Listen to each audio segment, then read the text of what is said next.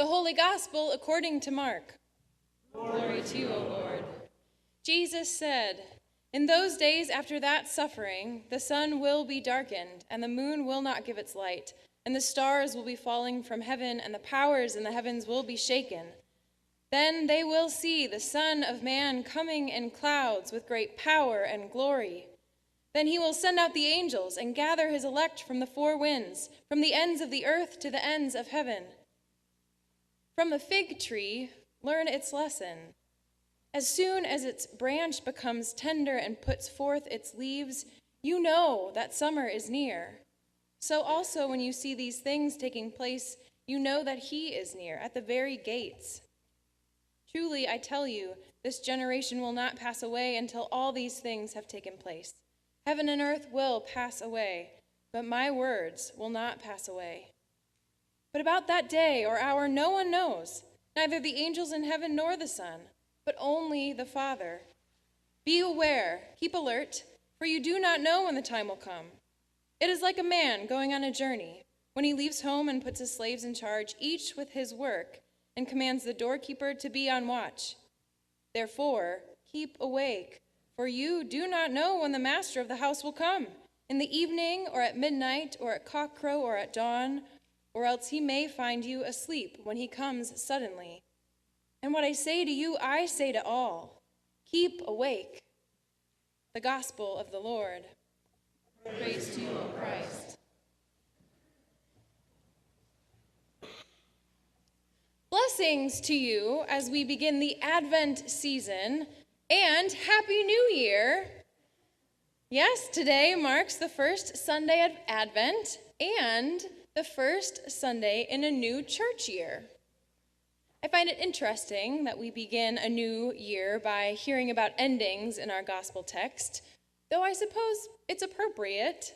We often begin the calendar new year by looking back at what has happened in the past year, both our blessings and our sorrows. And then we turn toward setting our hearts and minds on things we hope for in the new year.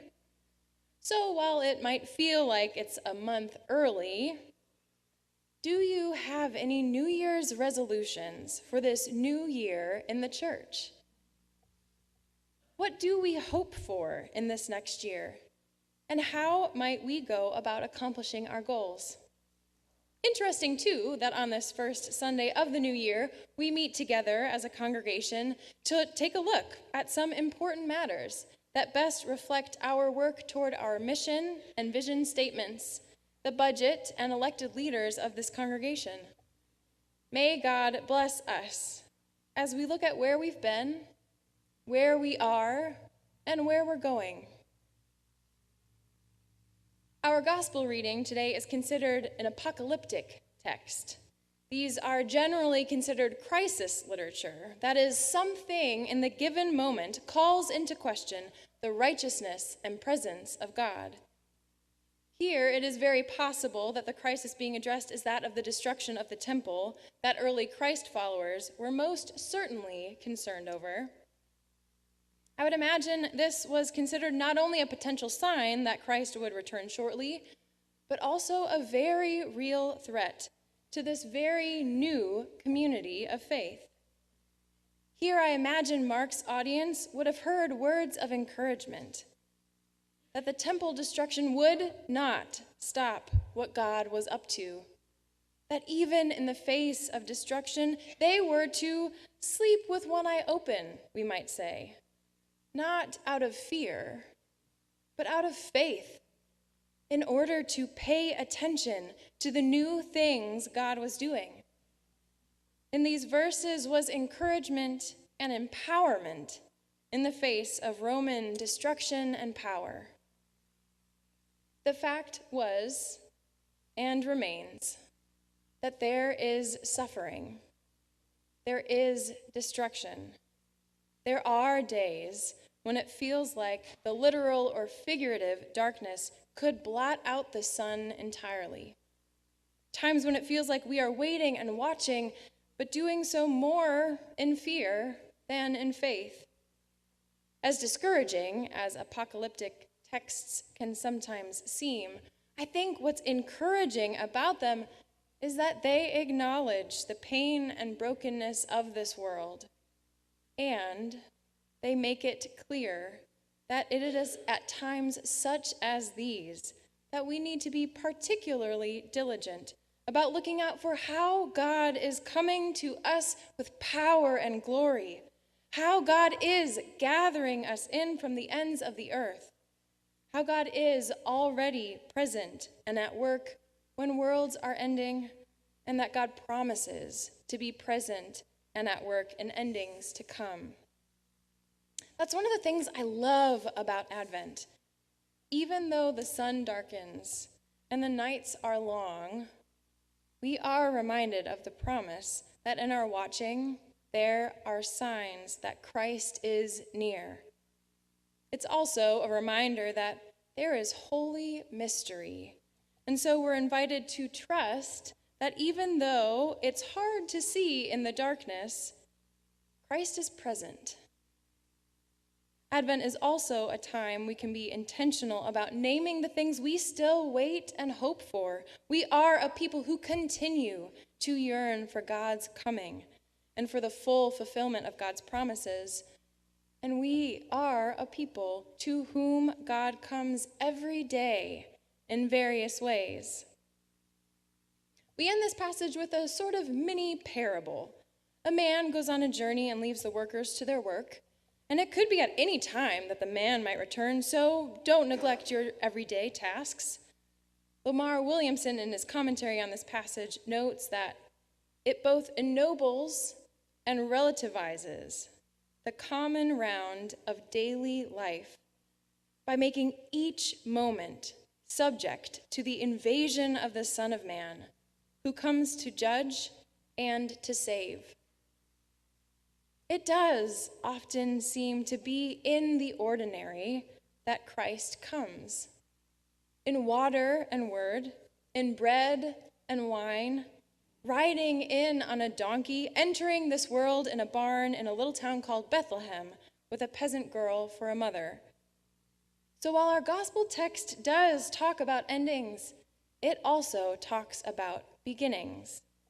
Jesus looks to buds on a fig tree to teach his disciples about how we might know that Christ is near. While I was scraping ice off of my windshield Friday, it was hard to think about any buds on any trees. But the buds will come again. They always do. And they will be signs that new life is on its way. New life. That's what Jesus encourages us to notice and turn to when we find ourselves at the place of endings. This is the hope that we have in Christ's death and resurrection, that in God there is always hope for new life. One of my favorite authors is Jan Richardson. She wrote an Advent post a few years ago about God's blessing at an ending. She wrote it a year after she lost her husband. And she makes the connection between our experience of our own personal worlds ending in various ways throughout our lives and the end of the world that Jesus describes in Mark, saying that the Christ who will return at the end of time somehow inhabits each ending we experience in this life. She invites us into a practice of looking around for the presence of Christ because God in Christ experiences our lossing and our endings with us and offers us healing that is a taste of the wholeness that God is working to bring about at the end of time, yes, but also in this time and in this place. So in this Advent season, and as we begin a new church year, what are some of the endings that you have experienced this last year? Where have you noticed? Or where might you look in order to notice how Christ has come and is coming to you in this place? And is there something in the life of the church that is ending? And how do we, as the church, look for Christ's presence? In Paul's letter to the Corinthians, he too is speaking to a church in crisis, a church that is plagued by division and conflict. Sound familiar? The church and our communities are also struggling with division and conflict. Paul grounds this whole letter in the work of God and reminds the community that God has given them the gifts they need to strengthen the body, not to tear it down. And this word is just as relevant for our churches today. We have God-given gifts to strengthen and not tear down each other, our communities, or the church. Perhaps this can be one of our New Year's resolutions, to strive to strengthen. There will always be conflict in the church, but there are ways to approach conflict that can actually strengthen instead of tear down. And there will always be reasons to critique the church. But there are ways we can do this too, with the goal to strengthen the church instead of tear down.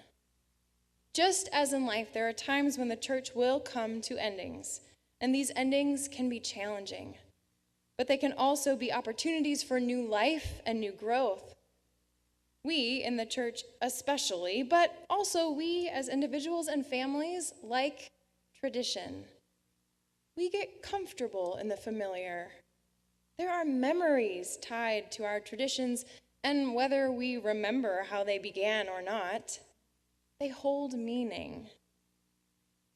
And one of the greatest human traditions is that things must and always do change.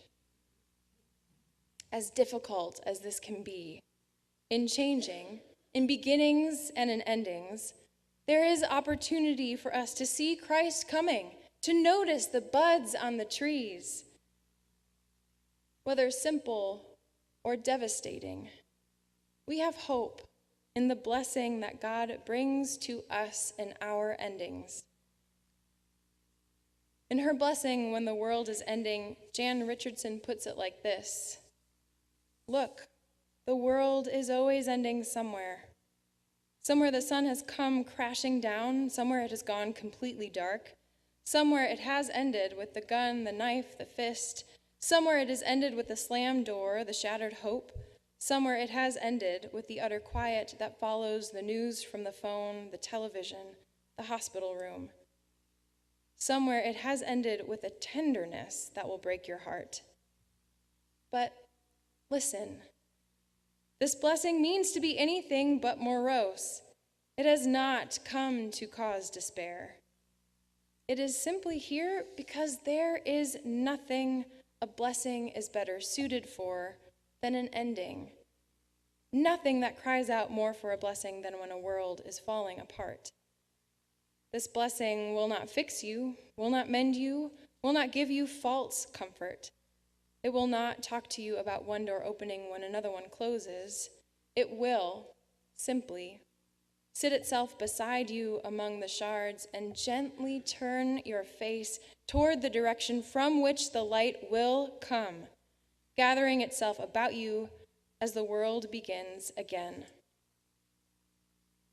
May God bless us this Advent season as we watch for signs of new life in Christ.